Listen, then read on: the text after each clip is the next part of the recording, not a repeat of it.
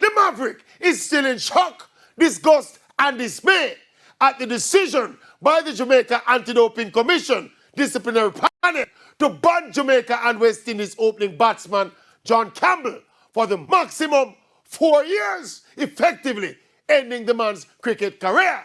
We know Campbell committed a breach by not submitting to an early morning random test, but that merits a career-ending 4-year ban.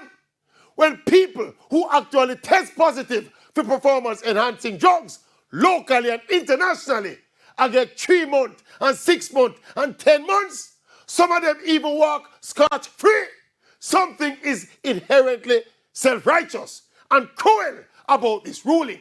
From the same JATCO organization that embarrassed Jamaica with that under-20 world record fiasco. Plus, there is this notion abound that Jamaica is soft on dope testing.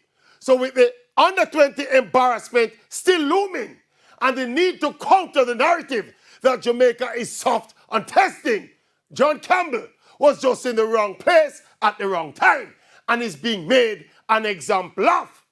But you know what is really hurtful and sad with this situation is that these are once again Jamaicans doing this to a Jamaican.